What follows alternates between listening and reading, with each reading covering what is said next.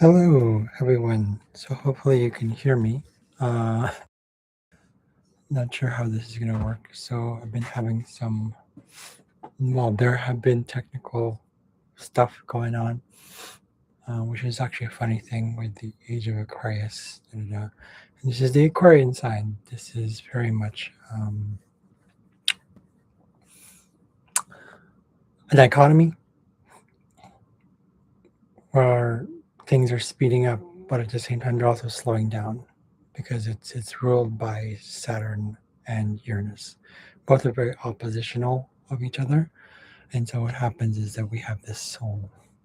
I was just actually also realizing too, I feel like I get all these automatic downloads and, and I was just like trying to sweep off the snow and there's been like freezing rain and and I realized it's like all the technological stuff that we go through is very Aquarius, right? Very Uranus as well. Any advances and all that stuff, technological stuff.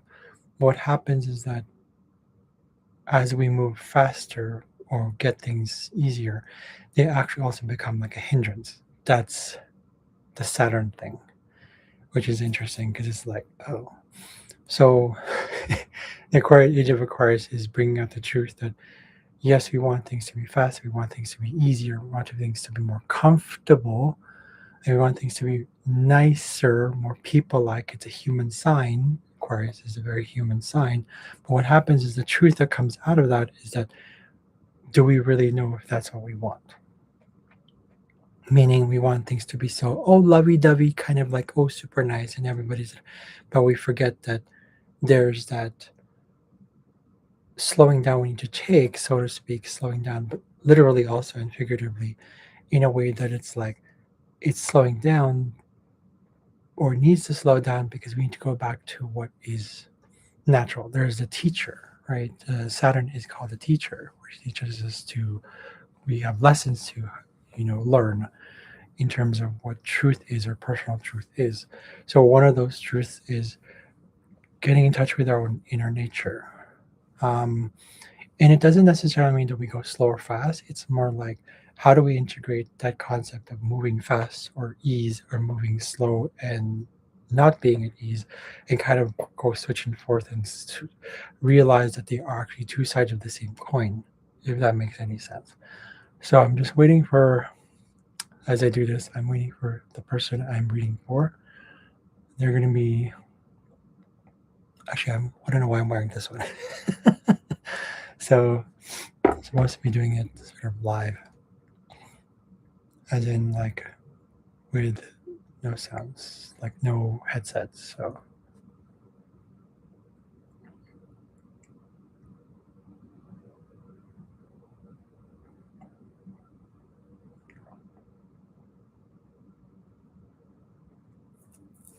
okay, 1 second here.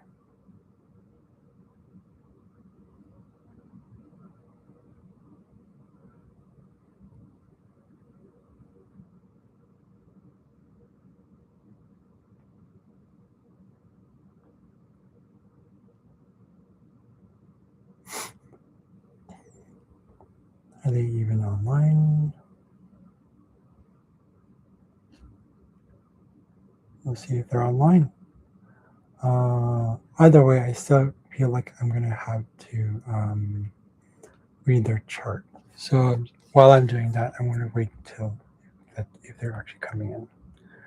So this is kind of a very atypical where I don't do the charts like I usually do the chart reading and go straight into the charts I showed here, yada yada. But this one's going to be more like I'm just going to look at the charts and I'm going to read for them, and they're not going to actually be here live. They're going to be audio. So I don't know if there something's going on here. So we'll see what happens.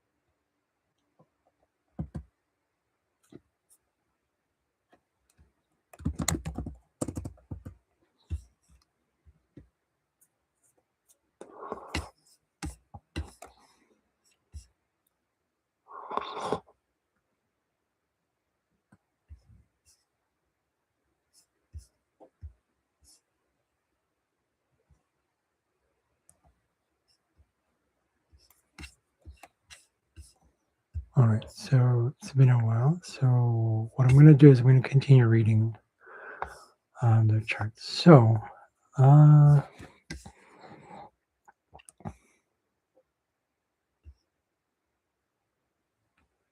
okay, what I see here is, look into my notes here. What did I get? Ah, yes. Okay, here we go.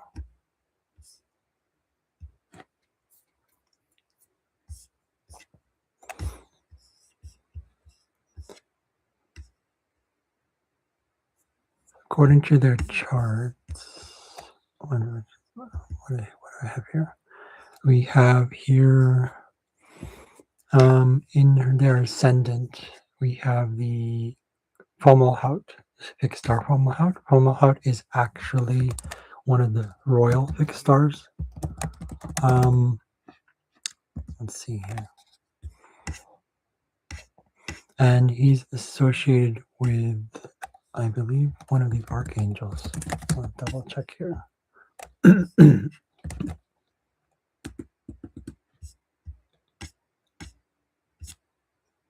think it's Archangel Gabriel.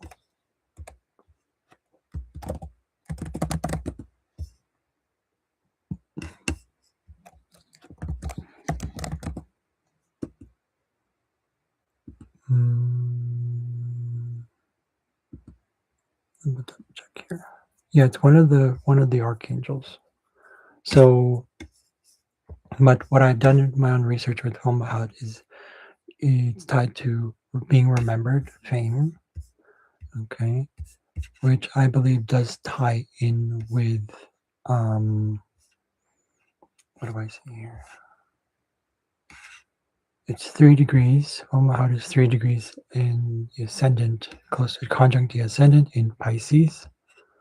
Okay, it's actually square to this individual's Neptune in retrograde, which is ties into the ninth house. So it's something to do with this one. So Omaha is generally about being remembered, fame, being known, renowned, popularity, that kind of stuff, loved by all. In this case, it's almost like in a what they're being guided to is learning that it's not necessarily, I guess you could say, a necessity. Um, and it's not that they need to be anything like that, but it is extremes of love. There are extremes of love. It actually ties in with the placement of our Neptune retrograde. It's extreme. It's kind of like conditional or unconditional, right? Here it says unconditional love becomes conditional. Okay. Um, there might be a tendency to be analytical to a fault. So what this means is there's something tied to how they appear based on galactic connections with this energy that they brought in. Or probably also someone who's also different, someone who's not seen or heard before. Um, very lofty information, challenges with growth and expansion that ties in with the ninth house placement, conjunct the cusp of their ninth house with Neptune there in retrograde. There's a sort of necessary openness, personal truth, in introducing new ideas, freedom, knowledge is power, conscious awareness through knowing first, which in truth, in the physical world, that doesn't work. But in this case, I would say it does because it is more out there. It's more an expansive energy. And it's not physical, it's energetic. Change is necessary for return to truth and reality. So things that are also unconventional, that makes total sense. It's a very Neptune retrograde placement as well. Breakdown of the old systems that no longer serve the whole, individuality in society, okay, uniform uniqueness. Um, very idealistic, of course. There's that idealism, but I feel like it's kind of because of the square challenges that come with that. Maybe having too much faith, zealotry, belief systems. They might come off like that. Um, at least when they were born, there's that whole process of that kind of interest, that intentions, if that makes sense. Okay. Uh, Something about their mouth, the cavities, the openings, their mouth, something about that. So being kind of open, this is like a doorway sort of being open as well. Something about any sort of orifice in the body, apertures as well. So it ties in with the fish. That's the placement in Pisces. Okay, a lot of talents, gifts, skill sets, creativity, innovation. I would say this is more of a hidden thing. They've kind of doubted themselves when it comes to this, specifically like when it comes to traveling or creativity in terms of having their own business. Um, their philosophy, it's tied into their ninth house, so it's not. It's almost like they have had challenges when it comes to that kind of stuff, and also visions and connecting with other humans as well, whether it be science or art, technology, social sciences, societies, any sort of systems. This could also mean that they're also anti-system or anti-establishmentarianist. Not that that's their identity, but it is part of the whole thing. Um, Progress and progressive collective, and okay, revolution. It's almost like Uranus. It has a feel of Uranus in there. Mm, okay. There's also, because it's tied to the first house, the ascendant is something to do with the right foot or heel. Okay. I don't know if they like wearing white. And there's something to do with number 8 as well. And we also have here the fixed star. It's going to sound funny. Scat. Okay. This is more about inspired joy, fun, adventurousness, fortune, expansion, thought, flow, limits, safety, boundaries, favors, and favorability, wishes, hopes, desires, being in favor of things. Again, popularity is coming back here. Okay. Strength, significance, something about being royalty or kings or heroes, people in charge, authority, examples, leaders, role models, relationships or romantic conditions, relationships, yeah. Fairies, wish making, fulfilling your wishes, one-time wishes, short-lived benefits, hard-earned benefits, philanthropy, nonprofit organization, humanitarianism, that ties in with what I said earlier, arts and sciences, societies, something about the shins, right leg, top of the instep of the right foot. White is coming back here again, and also blue-white color, so they might like those. Numbers 2, that they might resonate with in their life. Maybe it's their life path, numerologically speaking. 12 or threes, eights, and sevens.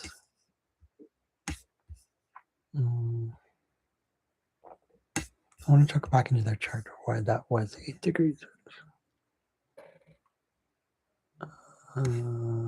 Something about that.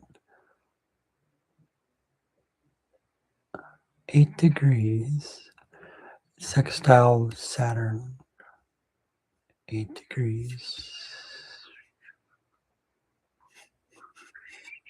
Let me double check here. Degrees. Oh, trine Jupiter. Okay, that's what I'm seeing here. It's trine Jupiter. Fomalhaut is actually also trine Jupiter, but it's square Neptune. That was interesting. That kind of explains why the fame thing was not that they want to be popular. I don't think it's that important. However, the moon in Capricorn here shows that this individual is very hardworking, very much like matter of fact, they tend to habitually want things to be more hands-on. Of course, this is not their progress chart. This is their own birth chart, but it does carry that energy is still dominant in their chart. Okay, so we have here, it is got like here conjunct the north node, so that means that they're being guided in this direction to be more in the moment and have more inspired action and trust in their own joy, trust in their own that that being alive, it is trying to their Jupiter. That makes total sense. And actually that's conjunct Shapley attractor here. Very interesting. Um, which means that they can be quite magnetic when it comes to that. Like hugely magnetic. And they don't even realize that they're doing that. It's the biggest cluster of black hole that we've discovered so far. It's much bigger than what are those called? The Great Attractor or the other two black holes or cluster of galaxies. It's said to be a black hole, but basically, yeah. Uh, because the sun is also conjunct to the north node here, also tied to Venus. There's something about that, again, that whole fame thing. That's why I saw that. And also the sun here is going to be more childlike. Their creative impulses there. So that totally makes sense, being guided towards that in that direction. They embody this, but what happens is we have here an intercepted house.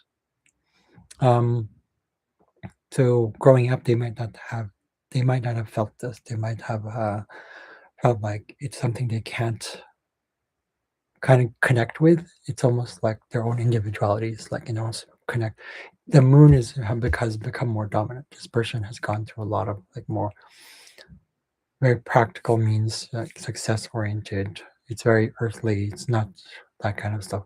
But as they got older, most likely this would have changed. There's a point in their time. Every time I've seen charts in the actual progress chart, not just progressions, not just progress planets, but the progress chart has these the cusp of the here in the first house eventually changes. I believe it pulls back. I'm not sure. I've never seen. I actually also seeing here a lot of. There's two intercepted houses. Their 12th house and their first house, so they feel like when it comes to spirituality, individuality, their sense of like when they were in the womb, but also when they're born. There's just sort of a disconnection to higher realms, and the subconscious as well, but also means like relationships and also people in general as well. So that's why there's that whole thing that was mentioned here with those placements. Yeah. Um, because Scat is also what do you call this? It's conjunct the sun here through the north node. Let's see here. What did I write for this first? Okay. I think there's one of the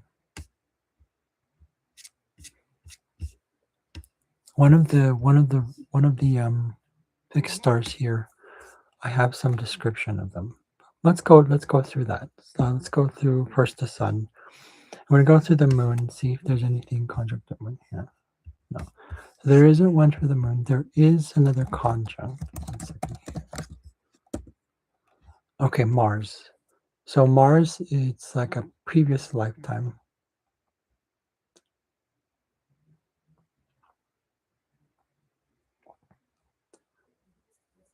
Okay. In previous lifetime, they were in the star system Andromeda. So we have here Vertex M31, Andromeda Galaxy, and also Mirak. I don't have anything on Vertex M31. I don't think so. Let me double check here.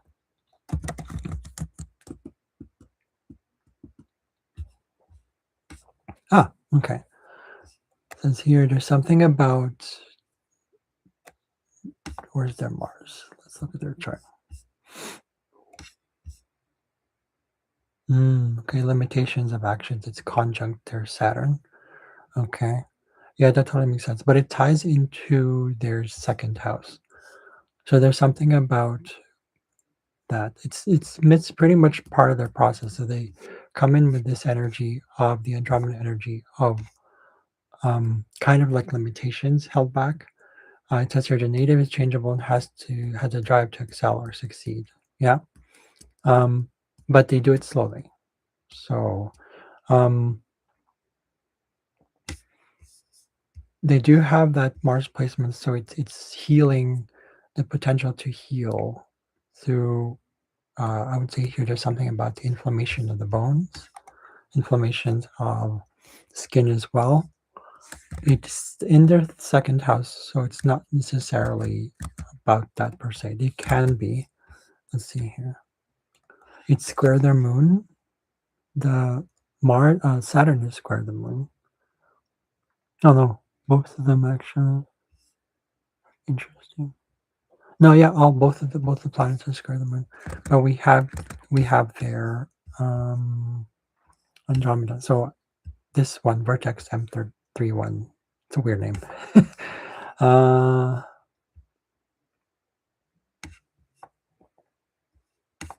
so something to do with the bones, but all specifically limitations of slow inflammation or healing processes through the ear, nose, and throat.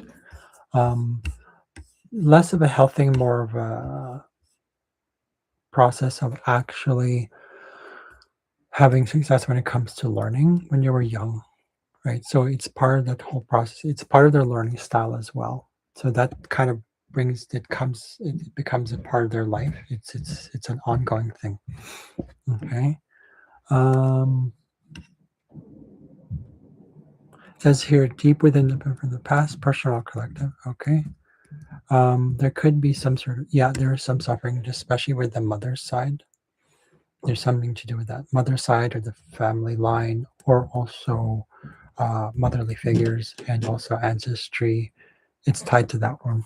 So that it makes sense why their learning process is quite slow per se. When I say slow, I mean they're meant to gradually go through this, and that's where the fortune comes in. If anything, that's where the whole like they can work through things. They're very patient individual. They learn through this. It keeps them awake actually. Squares in astrology often represent that awakened state. It keeps you awake, keeps you like, oh, because of the challenges. Sooner or later, you start to give up and say, I'm not going to let this powerlessness and this challenge get to me. Okay. Um,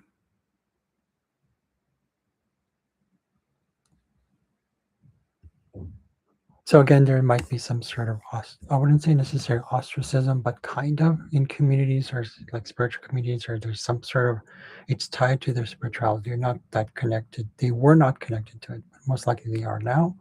I feel like they are because the way we talk, it's like they're kind of curious about it. But it is that whole, it's very much a gradual process. Saturn here's a big one. It's grounding of their emotions. It's grounding of their ability to make money. Oh, it's not the third house. Sorry, it's not life. Oh, it's not learning style. Sorry, I made a mistake. But when it comes to money, when it comes to money and finances, it's actually right at the cusp of the second house is right at home in Taurus here. With Mars and Saturn there, it definitely in Andromeda, it's almost like their past lives in one of their older past lives um, has been to teach them patience, and then they came here to be like, okay, I don't know what the Andromedans kind of look like. They're very like human-like.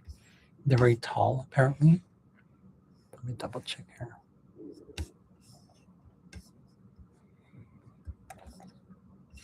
I can't share the book because it's not for me to share.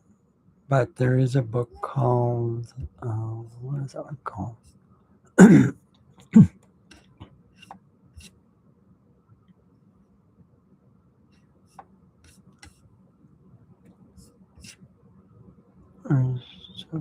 Oh, here we go. Astro Bones.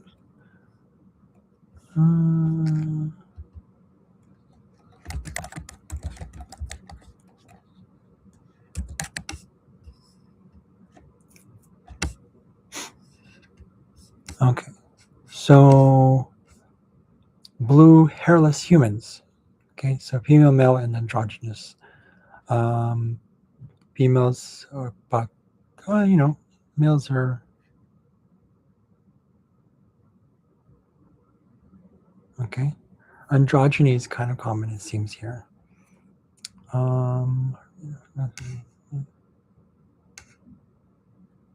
Okay, they're very magnetic. Okay, that kind of explains the whole thing that I said earlier. They believe in the cosmic law of one. Um, there's another book I want to open. Yeah, they look human.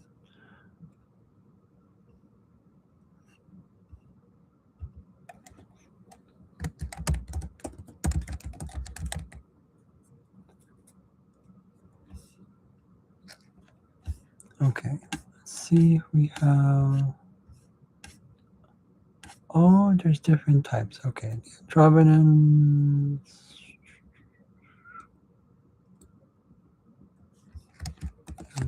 Let me see if there's anything on M31.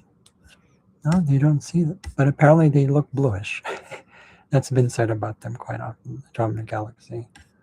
Okay, so yeah, so there's also like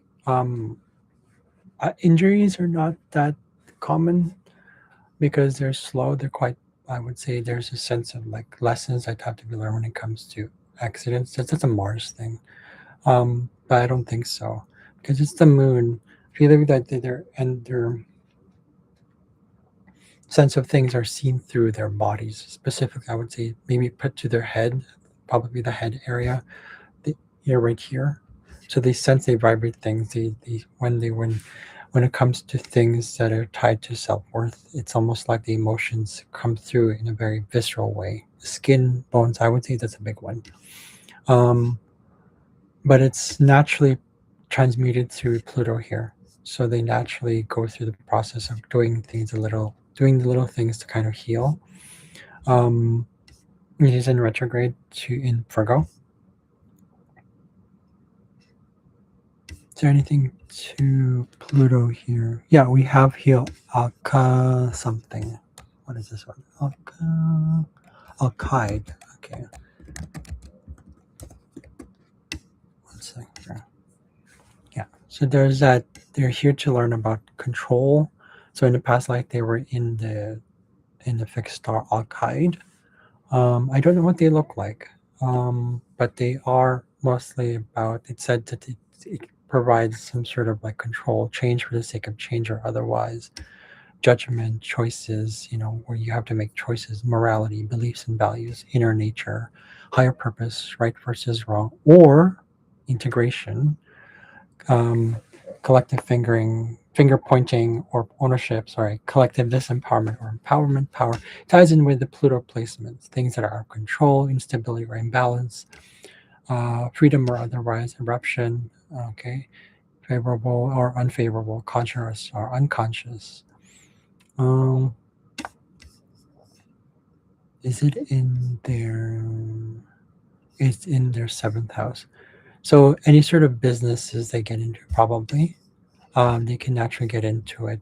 I would say it's tied to contract they get into in that are tied to spirit or tied to anything spiritual rather, or it could be anything that is karmic, anything karmic related, anything that is really much that whole.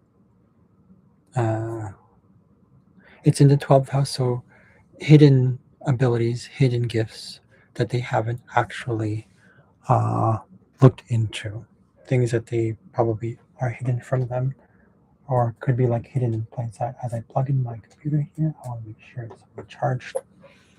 Um, but it is in retrograde. The Pluto's retrograde. We also have here the Labrum, the fixed star Labrum.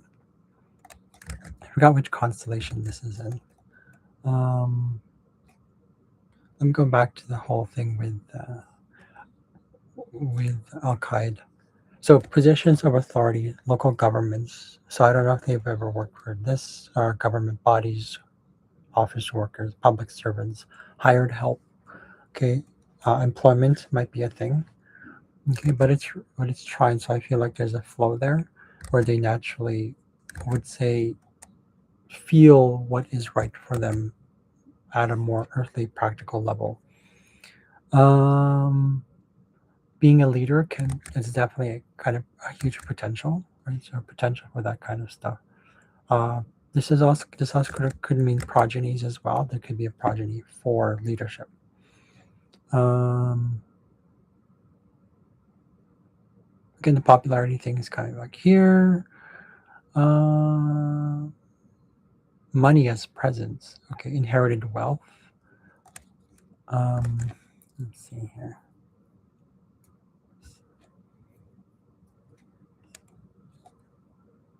Inherited wealth. I would say this is more of a not so much tangible stuff. I would say this is more of like natural healing abilities within, rather that's a kind of wealth, if anything. Um, yeah, see, inherited, acquired wealth rather than earned.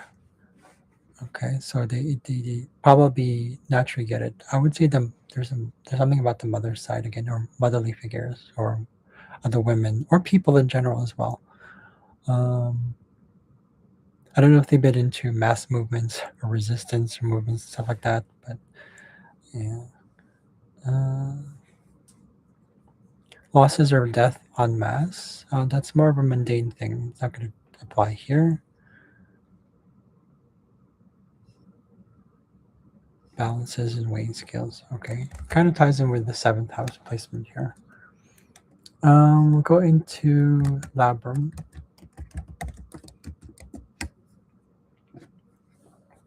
Okay, this is about the Holy Grail, finding the best of the best. Okay, so the final countdown sort of thing.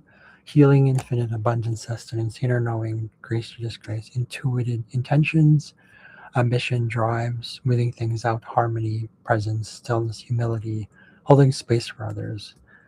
Ultimatums, non-truth, consequence of non-truth or lies and corruption. That totally makes sense with the placement of Pluto. So this is something from the oldest past life, I would say, one of the oldest past lives this person has, from fixed stars Labram, Alkide, and Zavijava. It's funny names. Um, they're way out there. I believe they're in the constellation. Double check here.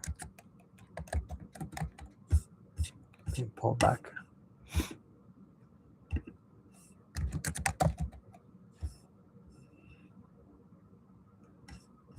The constellation Virgo. Okay. Well, still in Virgo sign, but yes, it's in the constellation of Virgo. So something about that whole purity thing.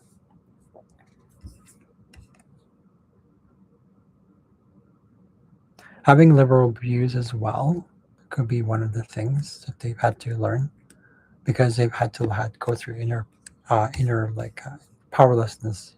Power. Pluto in retrograde often signifies powerlessness, but again, their seventh house is intercepted, so they might not be in connection with that in the earlier years of their life. So they were also, but they were willing to help others as well. Because of the moon placement inside in Capricorn, it means that they are there to offer that kind of wisdom to others. They experience it themselves. So there might be a tendency to also kind of like do things on their own, kind of that hermit energy. Is very Capricorn.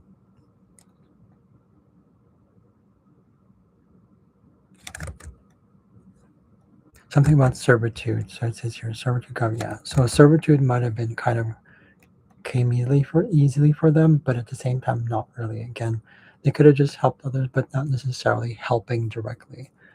Um, when I say that, what I mean by that, I feel like this person has done some sort of service, or they got into work that was of service and helping others in the world, but it wasn't necessarily because of servitude. It's almost like they're part of that sharing the wisdom, the removing corruption, because they've gone through a lot of that. They are able to actually transmute their emotions at a personal level, and somehow they kind of do it subconsciously, or they don't really know that they're doing it, or they also kind of feel through their body that whoever is around them that they're not necessarily,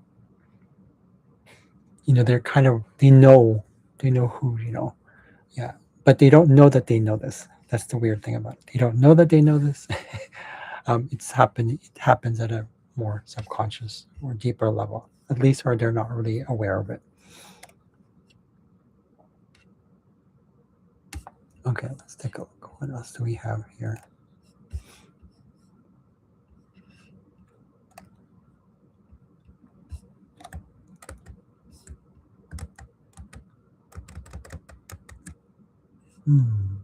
Where did the chart go? Okay, here we go. You have your Shapley attractor also, yes, conjunct your Jupiter. So in a much earlier past life, um, I don't know how far off, but definitely like way back. They were from another universe. Now I don't know much about the Shapley attractor per se. All I know is that being that it's in Scorpio, they can be quite magnetic especially when they are able to transmute the wounding and the pain and the trauma that they go through. they somehow know it instinctively. It's very instinctive. And it's also intrinsic. I guess the word is intrinsic for that. Okay, so they come from a different universe. Like we're talking like way out there. I myself have been there in the most recent past life. I actually came back to it. Um, I would say it's weird. It's like I have sharply attracted conjunct my sun. It's like Bill Gates. Um, there's this tendency to be able to attract people. I feel like that's more of the sun, but Jupiter is said to be that we are supposed to be technically our second sun, but it doesn't. Um, it didn't grow to be a sun, but that's why it's so huge, right? But it's probably would have been like a smaller type of sun. It is a gas giant, so that means that shows that gas in the sun it's full of helium. The sun is full of helium. There's also oxygen, a tiny bit of oxygen in the sun, but I think it's mostly helium. Correct me if I'm wrong. Chemists out there, astrochemists, astrophysicists. I'm sorry. Okay. Okay, the other one here is a conjunct. We're looking at conjunctions. So for those who know astrology, we're looking at conjunctions. I have to credit, of course, Julia Balaz, who does this. She's the one who actually started galactic astrology. I just took a different step, or one, I want to take her course, but I also want to, what do you call this? I wanted to do my own research with the fixed stars. So there's a lot of them, but not as much as the asteroids. So my specialty is asteroids, but with the fixed stars, that's cool. I kind of do the same thing, but I simplify it a little bit. So what I'm seeing here in the constellation Centaurus, we have here Alpha Centauri, and this is where the image comes in, which I'm going to talk about in a bit here. So it's conjunct their Neptune. So they're in Alpha Centauri. So Alpha Centauri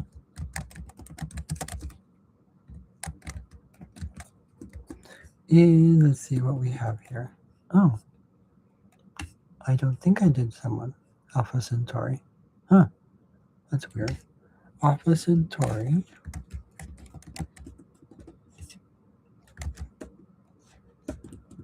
What is that? What is Alpha Centauri? Let me look that up. There's another. Oh, Ptolemy. Ptolemy is the name for that. That's right. So Ptolemy is. That's right. Let's see here. Okay, I'm actually gonna put that in here.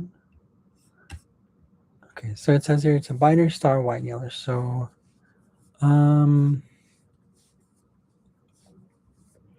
okay, so it's something to do with the past and future.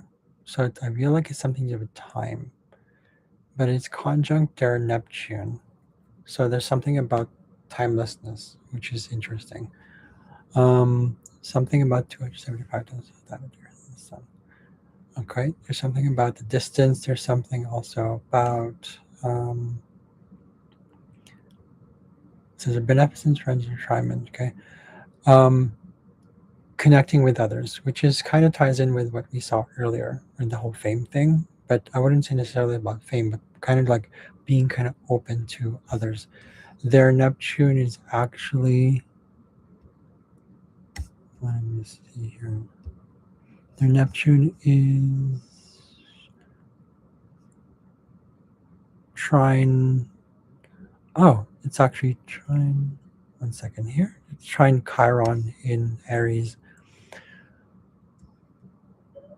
And that explains the whole like being able to transcend that, but it's more like they don't know how to transcend it. They naturally feel like they question their ability to see reality in terms of their philosophy with the wounding that they've gone through in past lives, um, especially what they carry through. Because it's almost like it's unknown. There's just something sort of mysterious about the wounding. It's almost like it is there. It is there, but it's not like it's this whole. I'm actually familiar with. I can actually feel it. So it's almost like they embody it, but it's very quiet. Again, there's that whole feeling of disconnect. With the Alpha Centauri, I'm seeing here several. I'm going to mention several things here. I'm not going to read it from the book because this is copyright stuff. So this is Alpha Centauri from Silo. So she must have been a Silosian, one of them probably. They said they were tall. They're quite tall, pale skin, white hair, humanoids. Okay, blue, green, or gray eyes, um, the part of the Galactic Federation of Worlds, Master of Science. Okay, so life force into crystals. Okay, mother race of the Telosi Earth colony. So on Earth. So they look human. Okay, so they're connected to science, technology, and preserving the peace in neutral positioning and diplomacy. Okay, the Telosians here on Earth, they said they come from that. So they're very tall, um, with telepathic abilities. Okay. Oh, they're vegans. Yay! So Alpha Centauri Ptolemon, that's strong in my chart. Um, I think it's in my fourth house. But there's something about growing hydroponic base, hydroponic, like plants grow in water. In these full spectrum artificial light. It says psychotronic technology, so using crystals. Okay. So before the Ice Age, they've been here for a while. Okay. Ah, Lemurians, basically. But it says here, it says Atlanteans would be more accurate. So there's something about connection to Atlantis. Okay. Agarthan. Telosi was the original one, but Agarthan is a general term. Or different species. Okay. So, but they are Telosians. Telosians, they're cousins to the Selosians.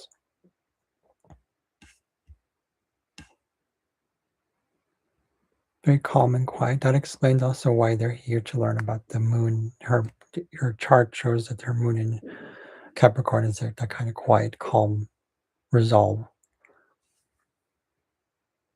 caring about the systems. Okay.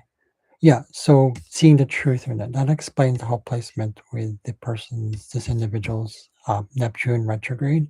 Even though it's retrograde, it doesn't mean that they're in some sort of delusion with their philosophy. It's actually grounding. It's a grounding sort of belief. It's a grounding, um, veiling or unveiling of truth or the ego. So I would say that they've had challenges with that too, but I would say they've had to learn how to work with the ego instead of against it. Because it is right here, square to their first house, but their sun is in their first house. Um, but Jupiter is in Scorpio, so that's a realistic approach to that. Because their Neptune retrograde in Sagittarius, ruled by Jupiter. Jupiter's in Scorpio. That's a very realistic approach, very technical as well, very strategic, if anything. They have a tendency of what they believe, of what they inspire, what they it's Neptune is transcendence. So it's the urge of transcendence, as Judy Hall puts it. It's going beyond it, but in a realistic way. It's like what so she's very, very realistic, this person. Uh okay. Again, working with crystals.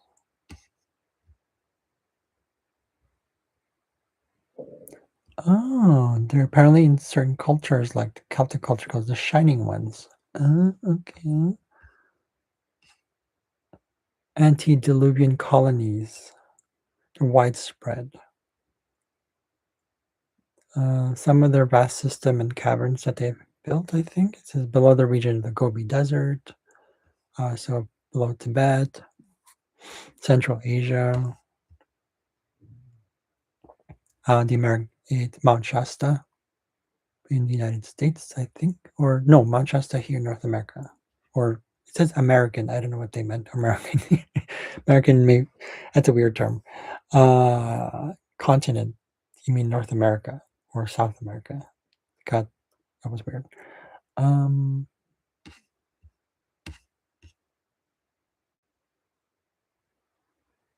they joined forces with the Grey and reptilian collectives to bond with the American government to connect or to, yeah. the reptilian species, not necessarily, you know, people always point to the what are they called? The reptilians, the Tuban uh, draconians. There you go. So they don't necessarily, they're not necessarily that. They said here that they are the might, the Greys. So they work with the Maitre, Zete, Kili, Tokurit, reptilians, the Siakar, and the Nagai mainly. They took over apparently the majority of their underground networks. Mm, something about the military bases as well. So that kind of got into the whole, I guess you could say, corruption a little bit. But the transit tunnels is here. There's transit tunnels, high-speed tubes, electromagnetic impulses. Okay.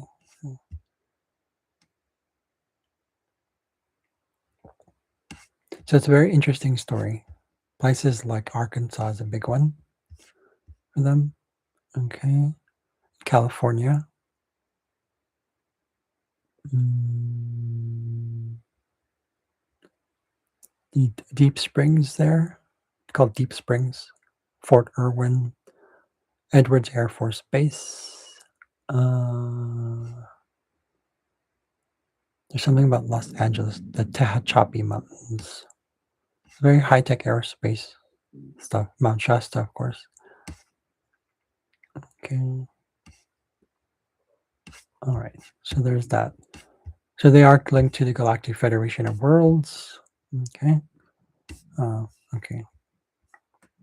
That's a big one, especially with their placement chart in Pisces. That explains the Ptolemon aspect conjunct to Neptune right here.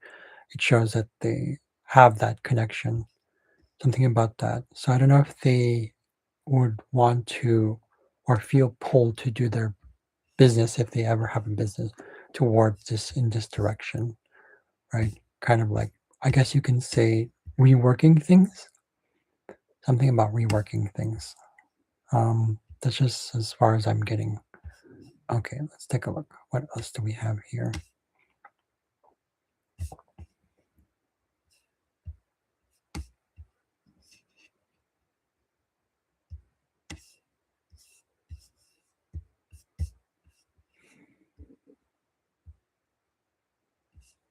And then we also have, for some reason, when I got the charts here, it says here that Regulus is conjunct Lilith, but Lilith is here, when they put it, it's not the asteroid Lilith. It is actually the, what do you call it? The imaginary, like the, not imaginary, the, what am I looking for? Brain's not working because I'm hungry. It's not the asteroid Lilith, so it's the other parts of her that is represented, but it's conjunct that. But it is in Leo, so it's tied to the sun. So Regulus again is, I believe Regulus is Archangel Raphael. Something about messaging.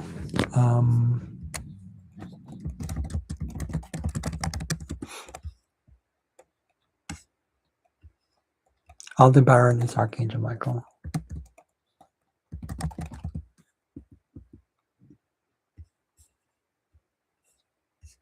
Okay. Yeah, Archangel.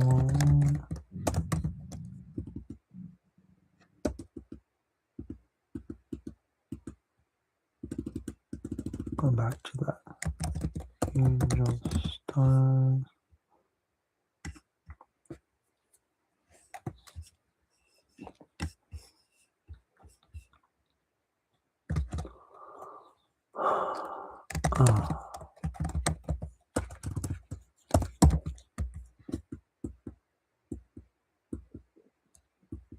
Oh, wait a second here. Yeah, okay, here we go.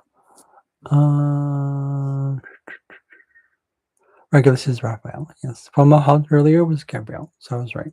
Aldebaran is Michael, Antares is Uriel, or Uriel. Okay. So there's something to do with that. I would say because it's Lilith, it's has to do with shadow work. So if it's in Leo in their chart, Let's go into their chart again.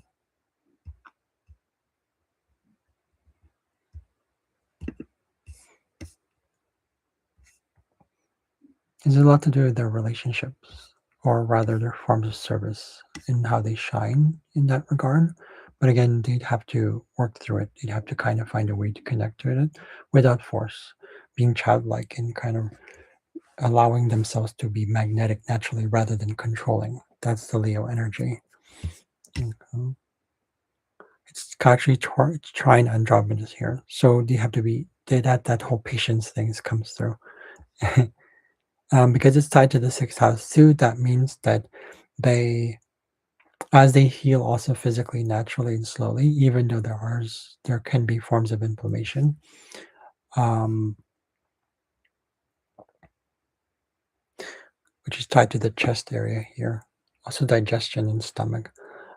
They can learn from that by taking things slowly and being present. That's where the earthly thing comes in, because Pisces tends to be quiet and kind of very vacillating and kind of like you tell me what to do kind of energy. That's Pisces. They're just very flexible. They're very intuitive as well.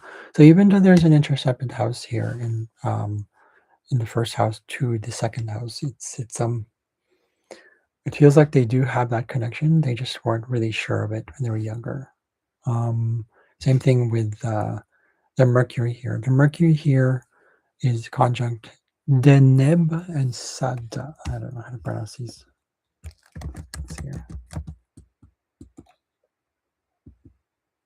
Deneb Al-Gedi.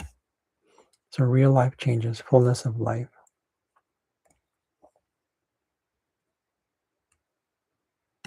Okay. So one of their abilities, natural and hidden abilities, the ability to use money.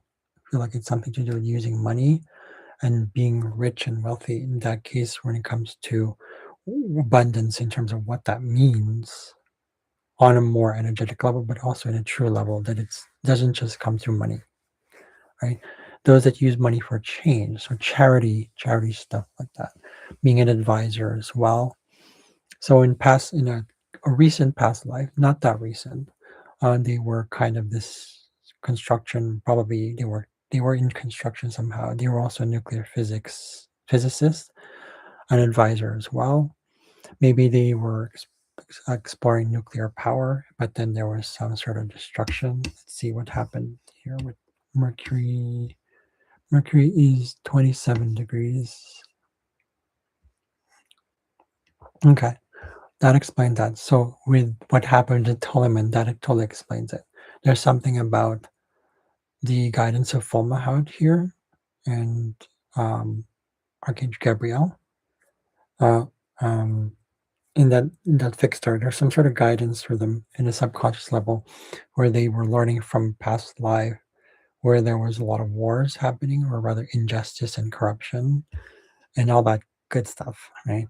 And so they're being reminded of these things. So I would say this happens definitely on a subconscious level, where they probably have dreams, they see this, and they're like, crap, that shouldn't have happened. Or rather, it can be better than that. Right? It's just something about justification, justice. So there might have been conflicts about justification, and they're learning in this life, kind of manifesting in this life as they learn from those past lives, galactically speaking. They also have. Uh,